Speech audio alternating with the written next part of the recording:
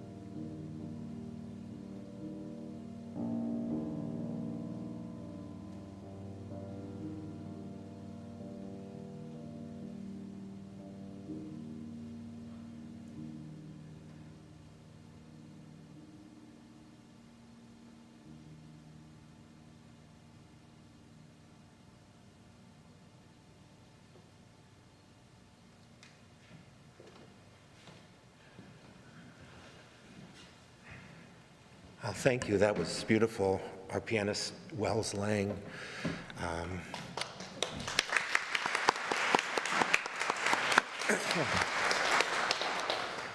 And I'm very excited to let you know this morning that our call to worship and our chalice lighting are coming to you from Jamaica.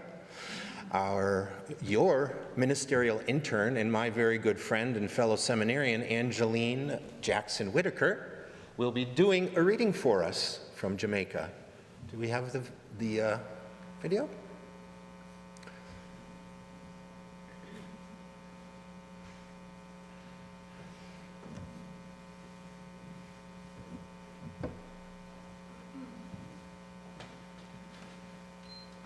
Good morning, neighborhood. This morning's call to worship can be found in Conversations with the Sacred, a collection of prayers edited by the Reverends Manish Mishra Marzetti and Jennifer Keller. A Field of Love and Benevolence by Khadija Dadaboy. Their source and creator, I offer up this relationship to you to be at one with how you see it now and the possibility you envision. May I see clearly what is mine to heal and have the inner fortitude to own it as mine without projection. May I allow the other the space to be with what is theirs, to decide who they want to be, and to let their highest good unfold. I ask for whatever healing and freedom could look like for us within the container of our connection. I know I live within a field of love and benevolence that can and will orchestrate the best possible outcome. So it is. Amen.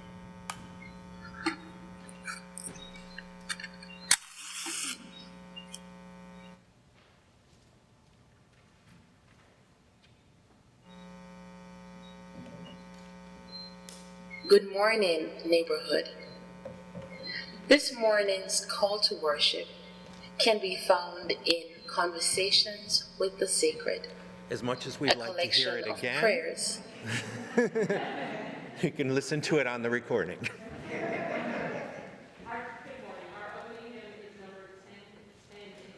Hymnals. Would you please rise in body or in spirit and join us in singing We Give Thanks? We will sing it twice through.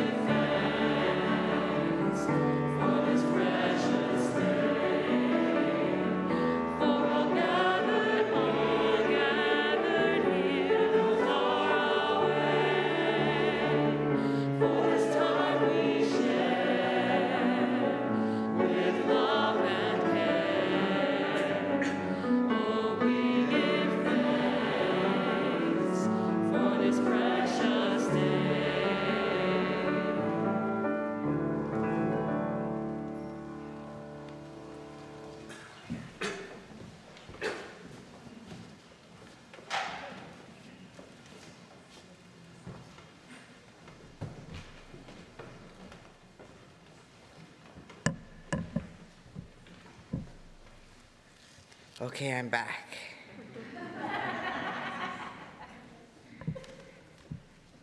And I did look up the definition of disseminate, so my apologies. Let's disseminate the 8th principle.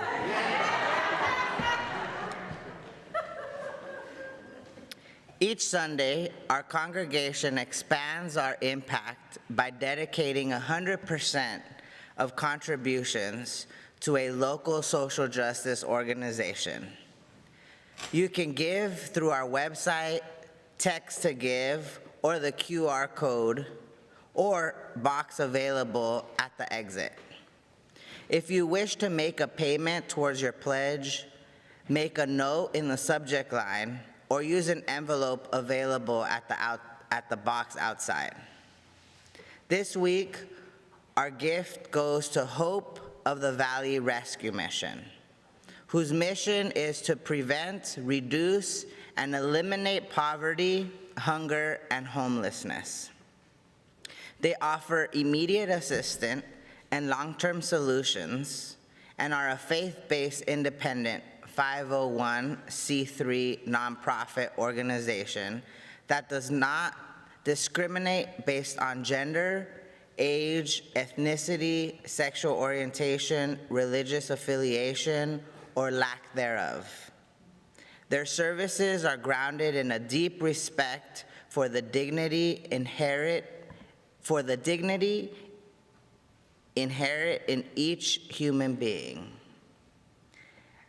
As a measure of their effectiveness, this year they have provided 408,800 nights of shelter and 1,226,400 meals to those in need.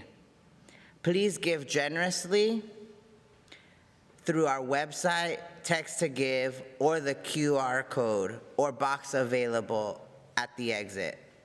If you wish to make a payment towards your pledge, make a note in the subject line or use an envelope available at the box outside. Thank you.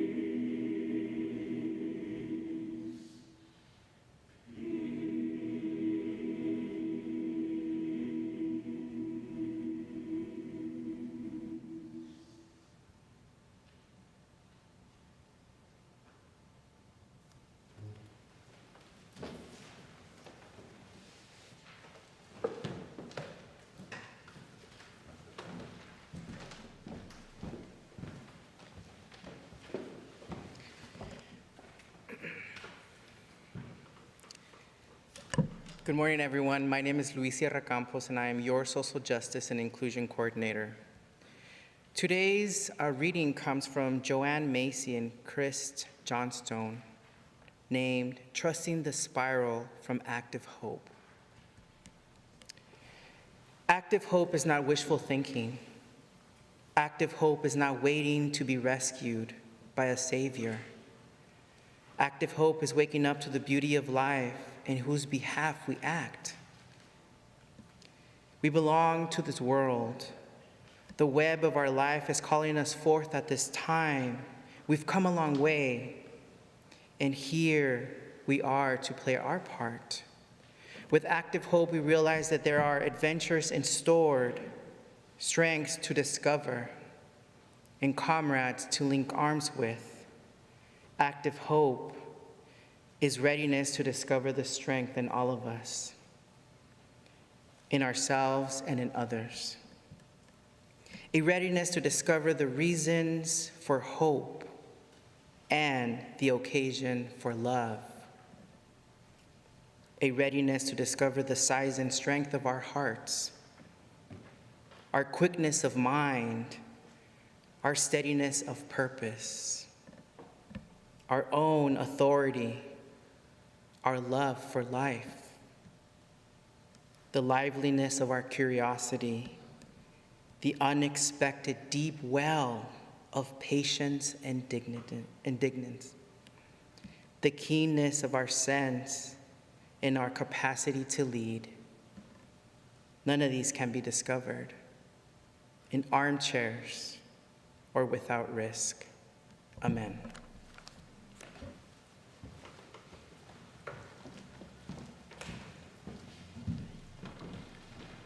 Our meditative hymn is number 1013 in your teal hymnal. Please remain seated and find yourselves in a posture that allows you to remain open and enables you to be expressive using your voice. Let's sing together, Open My Heart.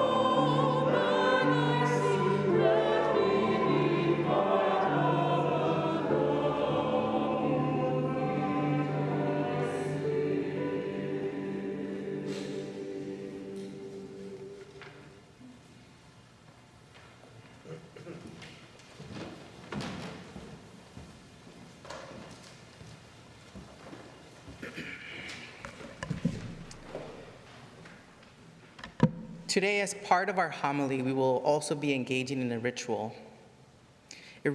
by Julia Hamilton, titled A Ritual for Reproductive Choice. This sanctuary that we create together is a container of all of our stories, the ones we share with those we hold close, and those that we hold quietly in our heart. The stories that bring us joy and fulfillment, and the stories that break us open. The stories that change and grow with us, and the stories that we outgrow and leave behind. Each and every one of you carries a lifetime of stories. Every time you enter the space, you bring them with you. This morning, the homily might cause some stories from your life to surface in unexpected ways. I would like to invite you into this ritual to hold space for your stories, whatever they may be, And if you need support after the service, there are some of us who are here for you to listen and you can reach out to. The homily will be in 3 parts, and in between each part, we will light a series of candles for different paths that we have taken. If you recognize yourself in one of these prayers, I invite you to put your hand over your heart and recognize yourself in wherever you may be. Wherever you are, and know that you are not alone, that there is someone else in this sanctuary, in our community, that is holding their heart too. After each candle is lit, please respond with the following words, and I'm going to repeat it twice. May the beginnings and the endings of our stories be held in unconditional love and acceptance. Let's practice. May the beginnings and endings in our stories be held in unconditional love and acceptance.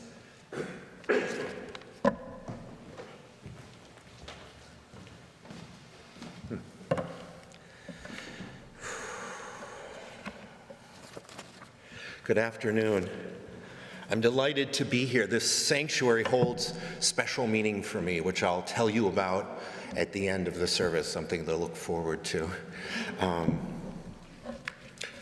So I'll just take a moment before we begin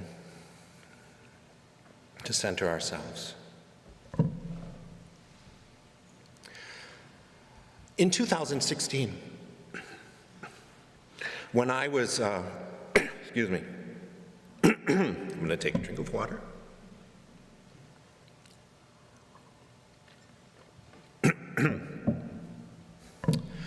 2016, when asked about their voting intentions for that year's presidential election, I received the following response from an intelligent, compassionate, a kind Christian who I knew. Her response was, "I can't vote for Hillary because she kills babies." And this was a person I respected, so especially for their concern for humanity, which I know they had. However, as a self-defined pro-life voter, motivated and informed by her deeply held faith and influenced by the co-optation of that faith by the right, she believed that abortion is murder. Obviously, I disagree, but it was her truth. It was her conviction to save life. Now, I, as well as many others on the ideological left, feel lately that there's almost nothing we can do. There's no way we can reach people with extreme positions, with positions opposite ours or different than ours or opposed to ours. It just seems so difficult, this divide, so difficult to begin again in love, which we must. Now, corrupt, power-desperate politicians, propagandist media, and corporate profiteers are indeed the problem. But the problem is not necessarily individuals like this woman who I met, who was simply following her heart. Now, neutralizing this horrible corruption and misinformation, that's a significant challenge, which we will work on, I promise. However, I also believe we can make transformative change by communicating with other humans with love. Now, I won't be so arrogant to suggest that I know how to do this or that I have the answers, that I know how to do it at all, let alone without pain, because there will be pain. But I would like to uplift something James Baldwin said about God. He said, if the concept of God has any validity or any use at all, it can only be to make us larger, to make us freer, and to make us more loving. And I too would say that if Unitarian Universalism has any validity at all, it must also be to make us larger, to make us freer, and to make us more loving. So let me just propose a place to begin to solve this problem. A possible Unitarian Universalist response to just this one person, just this one reasonable, kind woman who I met, who had somehow come to be so concerned that Hillary kills babies. Let me just stop there for us to light our first 2 candles.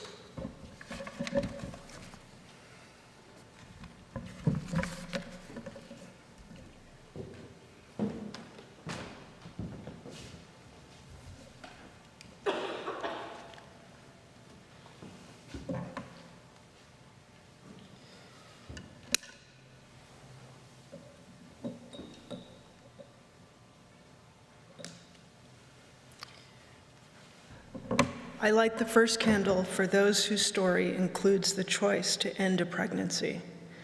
The circumstances vary. The timelines of our lives are diverse, but each and every end is also a beginning. And so I light this candle for all who have aborted a pregnancy or partnered someone in an abortion, for whatever reason, under whatever circumstance. And please say with me, may the beginnings and the endings of our stories be held in unconditional love and acceptance.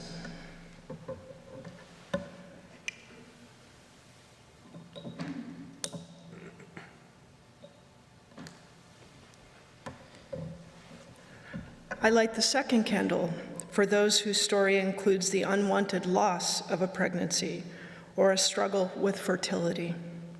The circumstances vary, the timelines of our lives are diverse, but the pain of infertility, miscarriage, and stillbirth are too often held in silence. And so I light this candle for all who have traveled this path or loss. For whatever reason, under whatever circumstance, say with me, may the beginnings and the endings of our stories be held in unconditional love and acceptance.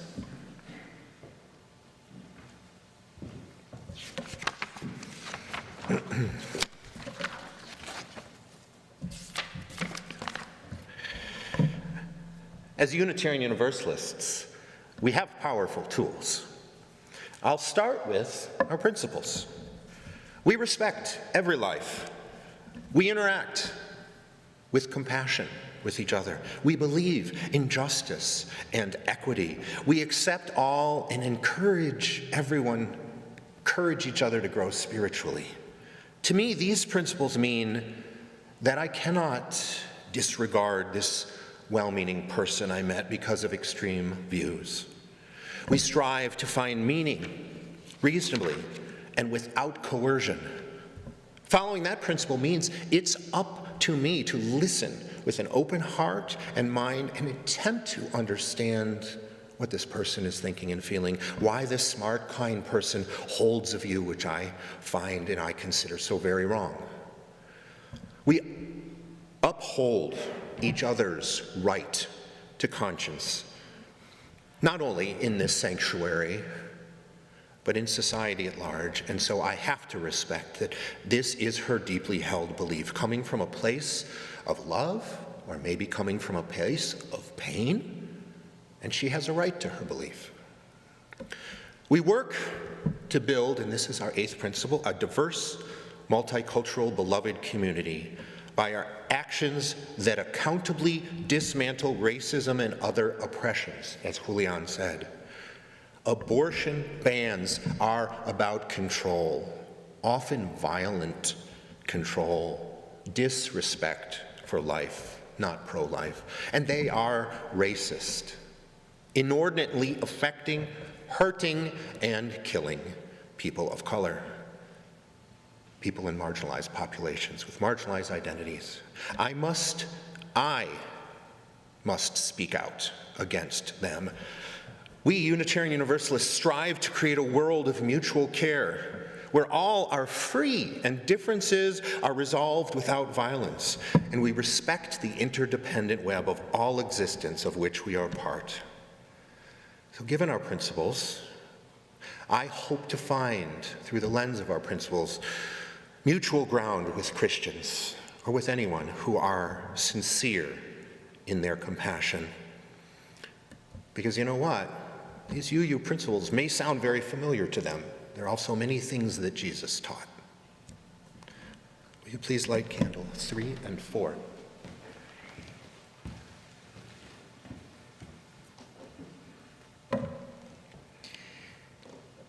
I light the third candle for all those whose stories include giving birth. The circumstances may vary, the timelines may be different, but the choices to bring life into this world is a powerful one. And so I light this candle for all those who have given birth or partner someone in giving birth of a child, or who have adopted a child birthed by someone else for whatever reason, under whatever circumstance. Let's say together, may the beginnings and endings of our stories be held in unconditional love and acceptance. I light the fourth candle for those whose stories include the choice not to give birth or conceive. The circumstances may vary, the timelines of our lives may be different, but the freedom to chart the course of our own reproductive life is sacred. I light this candle for all those who have made that decision of not to conceive or bear children for whatever reason or for whatever circumstance. May the beginnings and endings of our stories be held in unconditional love and acceptance.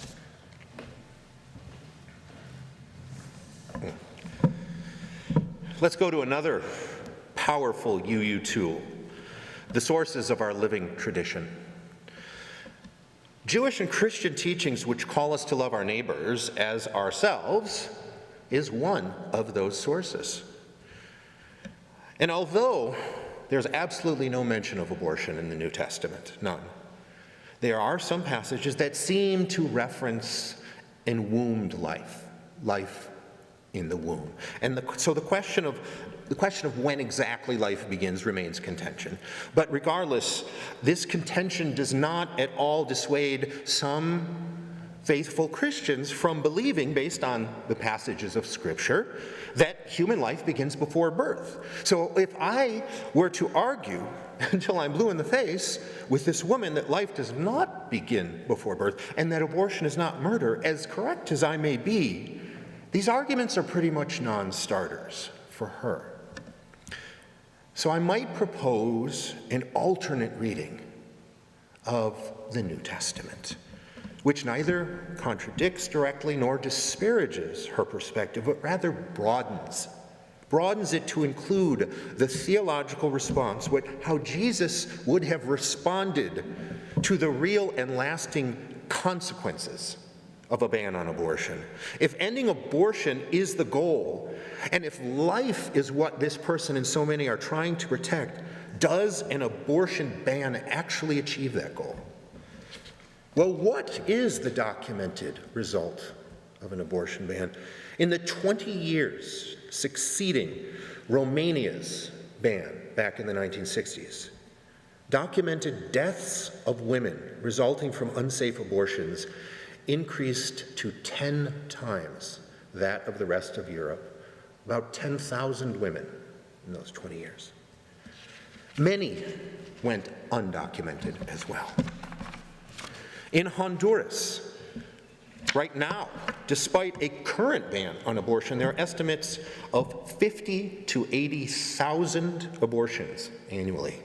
More than 8,600 women were hospitalized for complications from abortion or miscarriage in 2017 in Honduras, reported by their own health secretary.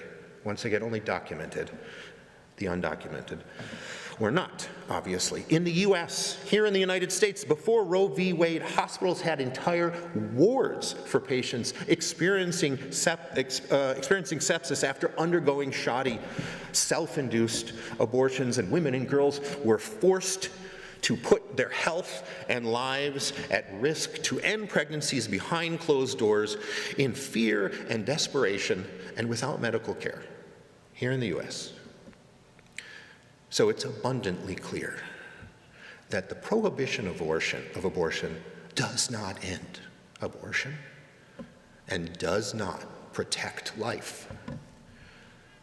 So I propose approaching this well-meaning Christian who thought that Hillary kills babies, sitting down with her, getting to know her, and genuinely talking about the teachings of Jesus that she so loves, with respect and deference, and how he required one to love and protect their neighbors, and to respectfully consider the term neighbor.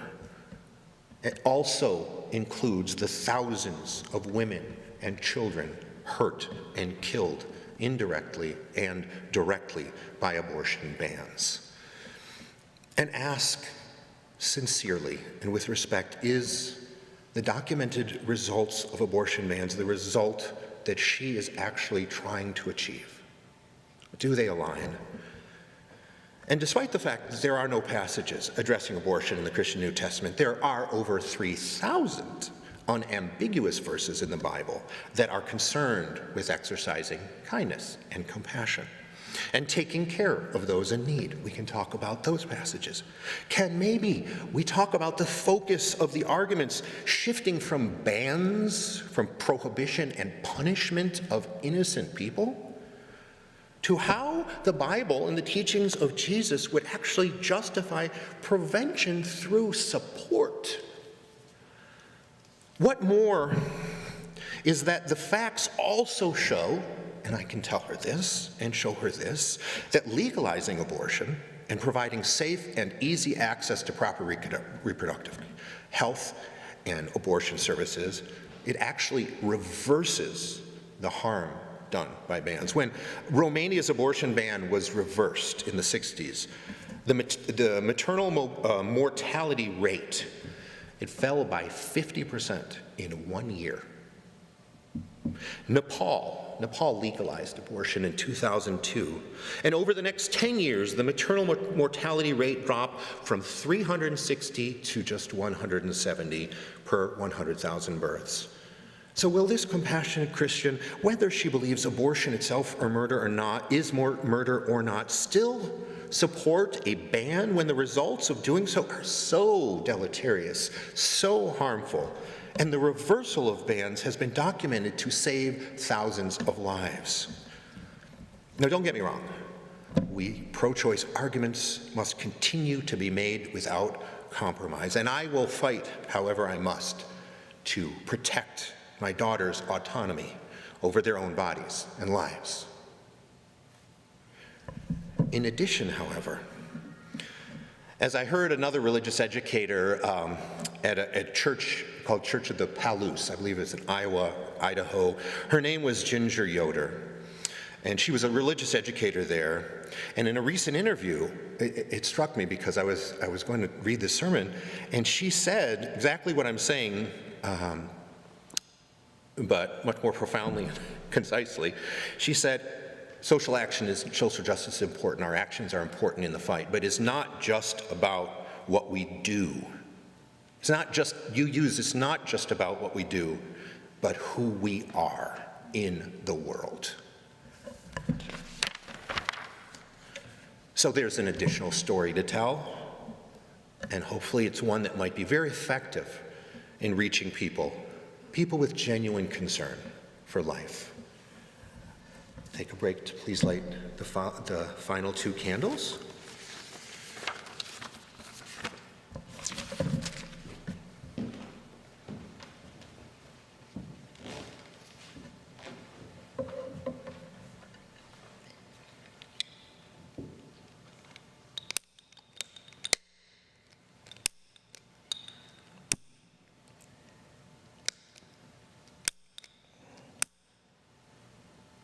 I light the 5th candle for those whose story includes the forced choice, or no choice at all, or who have encountered violence where there should have been tenderness and care.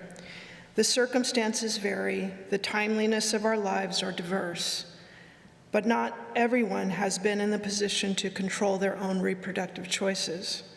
I light this candle for all who have found themselves unable to exercise their own sacred reproductive freedom, for whatever reason, under whatever circumstance. Please say with me, may the beginnings and endings in our stories be held in unconditional love and acceptance. I light the sixth and final candle for those whose reproductive story is still being written. The circumstances vary, the timelines of our lives are diverse, but the future unfolds in surprising and unexpected ways that can be both beautiful and heartbreaking. And so I light this candle for all who are at the threshold, who have agency and choices still to make about their reproductive lives, for whatever reason, under whatever circumstance.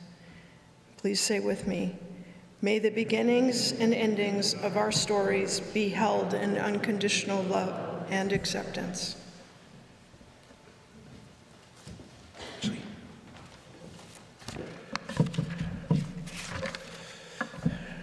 So the final tool in our UU toolbox that I'll talk about, this tool has always been fundamental to our faith. It's been around before our principles, before our sources. Today we refer to that tool as covenant. We who profess, we UUs who profess, anyone who professes to respect and liberate the entire web of existence, we covenant with each other and we covenant with all life. Our faith teaches us to show love to all, even those with whom we disagree. I also acknowledge that my identity privileges me, as the majority of women seeking abortions have marginalized identities and are victimized by a society of people, many of whom, most of whom, look like me, entrapping them in cycles of poverty. So I'm not proposing, not standing up here as a white man proposing anyone validate corruption and coercion. I'm not proposing that anyone be forced to confront an abuser. I'm not even proposing a fix to the problem of the propaganda and the lies that permeate society. What I am proposing is that there are people, as I've said, in fact, I think thousands of people, who also genuinely want to use love to save life, but simply disagree on how that can be done. I'll go to the New Testament, Matthew chapter 5, verse 47. If you greet only your brothers and sisters, what more are you doing than others? It is written. So I can greet you and speak to you in the sanctuary, but I must do more, especially someone with my privilege must do more. What I'm suggesting is building a respectful relationship with others outside of our respective sanctuaries to confirm our mutual sincerity and start building trust so we open space to ask and to answer the tough questions one-on-one. If an anti-abortion activist considers, and they often say this, considers two deaths, that of the mother and the child, well, that's better than one murder.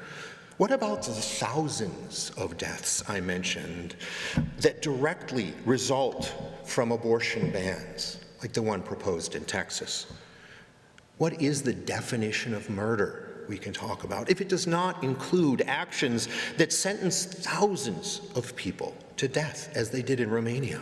Can we truly save one neighbor in the biblical sense, in any sense, at the expense of thousands of other neighbors?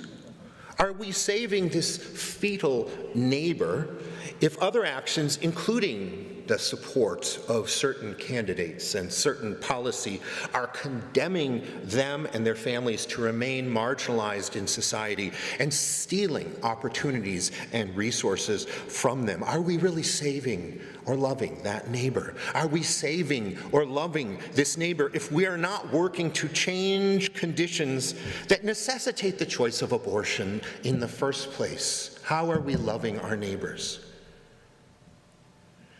So if there is a way to accomplish mutual, realistic objectives, including the reduction of maybe even someday the elimination of abortion, that are concomitant with access to proper health care and freedom of choice? Absolutely. Can the current bilateral debate between life and freedom, can it overlap somehow between compassionate, loving people? It may not be a convivial conversation. It'll be a challenging one, I guarantee you. But it can at least be respectful and even deferential, an attempt to focus on saving the most lives possible, on life. What I'm asking is that we connect in covenant with other individuals, one by one, to rebuild our drastically divided society in love. It'll be slow. Will it be too slow to work? Will it even work? I don't know. And I realize the rose-colored tint of this suggestion.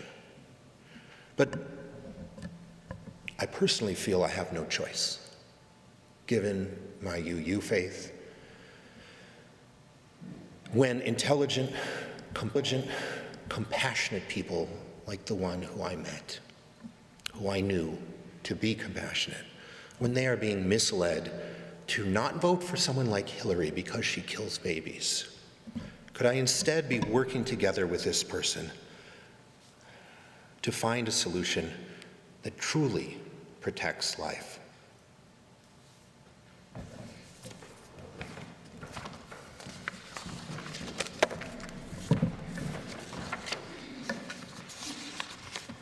Missing front, I'm not sure if we have a slide for this, but we're going to offer one more anthem today, Show Us How to Love.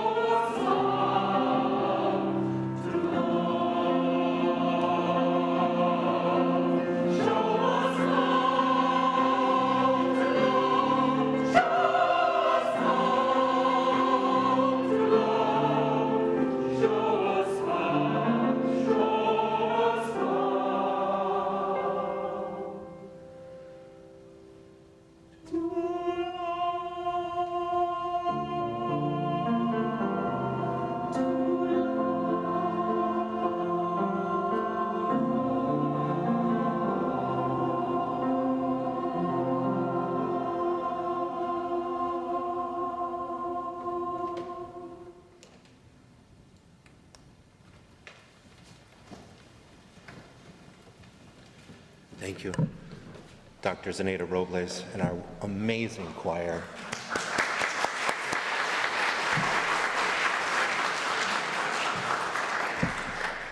To conclude the ritual, may the flames of these candles and the many stories they represent remind us of the fire of commitment we carry inside to ensure that all people have freedom of agency over their reproductive choices, and that reproductive justice is upheld as a fundamental right for this and future generations. May it be so.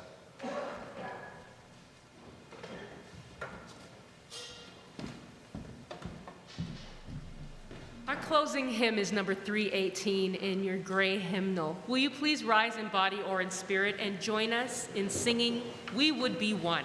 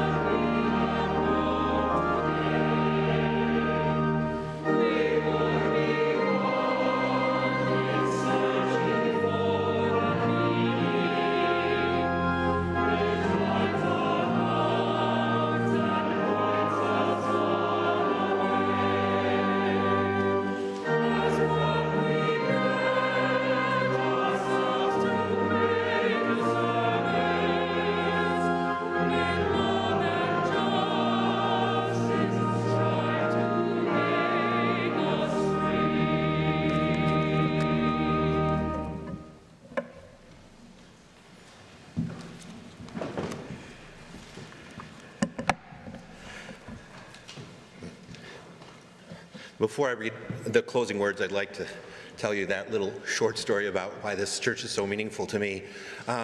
Was it 7, 8 years ago that we were searching, my wife and I and our young daughters, for a community to belong to? I was raised Jewish, she was raised Baptist, and we went to a Quaker sitting, and we went to a Buddhist loving kindness Dharma talk, and we came here to Neighborhood Church. We didn't know what UUism was. We'd never heard of it. I hadn't. I don't know, had you? No, okay. My wife. And we came here, and I personally just felt a connection. And here, 7, 8 years later, I will be ordained a UU minister next year. So, thank you.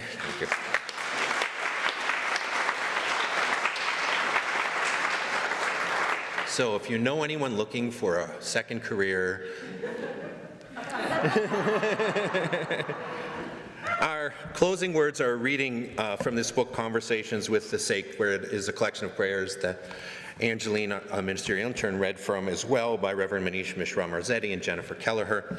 It's called Love Loudly, and it's by Kari Gottfried, who is a youth leader in Ann Arbor, where we used to be members. Love loudly. Love loudly, spirit of light, of life, of all that is good and bad and in between. Give me the courage and inspiration to love loudly, to share my joy and compassion with others, to let them know how much I appreciate them.